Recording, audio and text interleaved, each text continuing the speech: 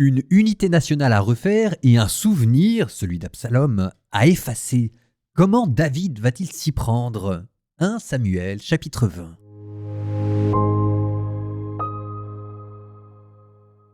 Un vaurien se trouvait là, un dénommé Sheba, fils de Bichri, un benjaminite. Il se mit à sonner du cor et déclara « Pour nous, aucune part avec David, pas d'héritage avec le fils de Jessé, chacun à ses tentes, Israël. » Alors, tous les hommes d'Israël quittèrent David et montèrent à la suite de Sheba, fils de Bichri, tandis que les hommes de Juda, depuis le Jourdain jusqu'à Jérusalem, restèrent attachés au pas de leur roi. David rentra chez lui à Jérusalem. Il prit les 10 concubines qu'il avait laissées pour garder sa maison et les mit dans une maison sous bonne garde. Il pourvut à leur entretien, mais ne s'en approcha plus. Elles furent séquestrées jusqu'au jour de leur mort, comme des veuves d'un vivant. Le roi dit à Amasa « Convoque-moi les hommes de Juda dans les 3 jours, puis tiens-toi ici. » Amasa s'en alla convoquer Juda, mais il prit du retard sur le délai que David lui avait fixé. David dit à Abishai « Maintenant, c'est Sheba, fils de Bichri, qui va être pour nous pire qu'Absalom. Toi donc, prends les serviteurs de ton maître et poursuis-le avant qu'il ne trouve des villes fortifiées et qu'il n'échappe à nos regards. » Alors partirent en campagne derrière Abishai les hommes de Joab, les Kérétiens et les Pélétiens, ainsi que toute l'élite des guerriers. Ils sortirent de Jérusalem à la poursuite de Sheba, fils de Bichri. Ils se trouvaient près de la grande pierre qui est à Gabaon, quand Amasa arriva en face d'eux. Joab était équipé de sa tenue et, par-dessus, d'un ceinturon autour des reins avec une épée dans son fourreau. Elle tomba tandis qu'il s'avançait. Joab dit à Amasa « Vas-tu bien, mon frère ?» Et de sa main droite, il saisit Amasa par la barbe pour l'embrasser. Mais Amasa n'avait pas fait attention à l'épée que Joab avait reprise en main. Celui-ci l'en frappa au ventre, et ses entrailles se répandirent à terre. Il n'eut pas à s'y reprendre à 2 fois, et Amasa mourut. Joab et son frère Abishai repartirent à la poursuite de Sheba, fils de Bichri. L'un des serviteurs de Joab était resté près du corps et disait « Quiconque est en faveur de Joab, quiconque est pour David, qu'il suive Joab. » Cependant, Amasa avait roulé dans son sang, au beau milieu de la route, et l'homme s'aperçut que tout le peuple s'arrêtait là. Il tira le corps d'Amasa à l'écart de la route dans un champ et jeta sur lui un manteau, s'étant aperçu que tous ceux qui arrivaient près de lui s'arrêtaient. Dès qu'il l'eut enlevé de la route, tout le monde se lança derrière Joab à la poursuite de Sheba, fils de Bichri. Joab parcourut toutes les tribus d'Israël jusqu'à Abel-Beth-Maaka. Tous les alliés se rassemblèrent et partirent eux aussi derrière lui. Ils arrivèrent pour assiéger Sheba dans Abel-Beth-Maaka. Ils amoncelèrent contre la ville un remblai qui s'adossait à l'avant-mur. Et toute cette troupe qui était avec Joab se mit à saper le rempart pour le faire tomber. Mais une femme avisée s'écria depuis la ville. « Écoutez, écoutez donc ! Veuillez dire à Joab, approche-toi jusqu'ici, je veux te parler. » Joab s'approcha d'elle, et la femme lui demanda, « Est-ce bien toi, Joab ?»« C'est moi, répondit-il. » Elle lui dit, « Écoute les paroles de ta servante. » Il répondit, « J'écoute. » Elle poursuivit. « Jadis, on disait, interroge Abel, l'affaire sera close. Moi, je suis en Israël des plus pacifiques et des plus sûrs. Et toi, tu cherches à faire périr cette ville qui est une mer en Israël ? Pourquoi veux-tu engloutir l'héritage du Seigneur ?» Joab lui répondit, « Quelle horreur ! Quelle horreur pour moi que d'engloutir et de saccager. Il ne s'agit pas de cela. Mais il y a un homme de la montagne d'Éphraïm, un dénommé Sheba, fils de Bichri, qui a levé la main contre le roi David. Livrez-le, lui seul, et je m'éloignerai de la ville. » La femme dit à Joab, « Eh bien, sa tête, on va te la jeter par-dessus le rempart. » Cette femme avisée vint faire part à tout le peuple de sa proposition. Ils coupèrent alors la tête de Sheba, fils de Bichri, et la jetèrent à Joab. Celui-ci sonna du corps, et l'on se dispersa loin de la ville, chacun à ses tentes. Joab, quant à lui, revint à Jérusalem auprès du roi. Joab commandait toute l'armée d'Israël. Benaïa, fils de Joab, dirigeait les Kérétiens et les Pélétiens. Adoram était chef de la corvée. Josaphat, fils d'Ahiloud, était archiviste. Shewa était scribe. Sadoc et Abiatar étaient prêtres. Il y avait là aussi Ira, descendant de Yaïr, qui était prêtre au service de David.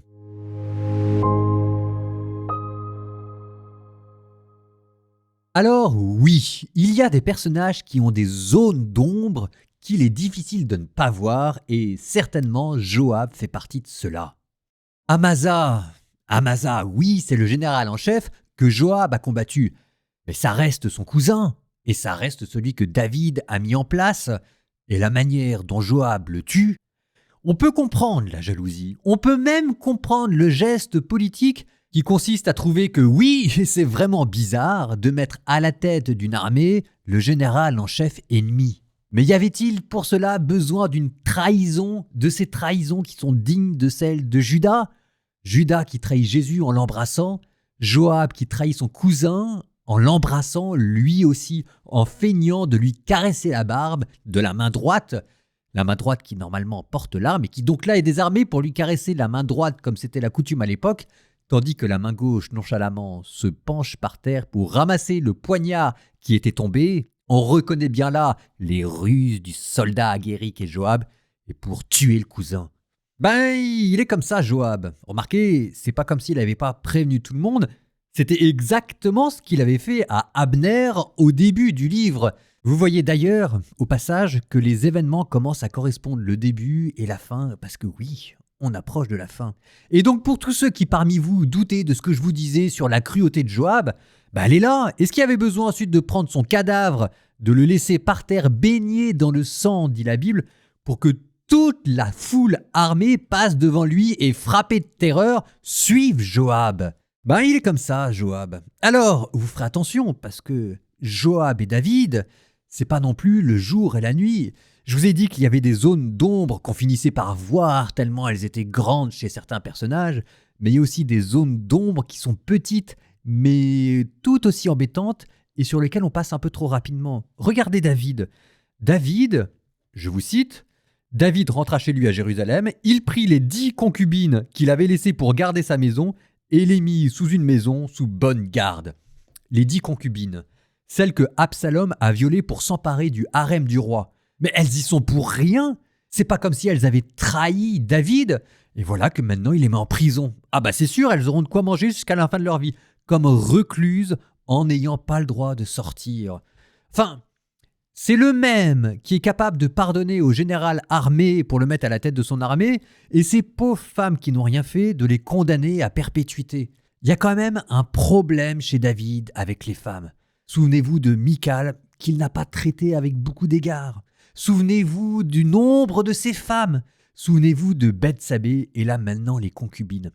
Oui, il y a des zones d'ombre chez David.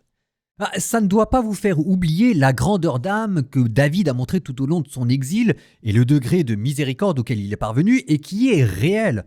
C'est un saint. Mais c'est un saint que l'on peut dater dans le temps avec ces zones d'ombre, elles aussi. L'évangile n'est pas encore passé par là. Et ça se sent quand même un peu, même si je ne sais pas si on a le quart de sa grandeur d'âme.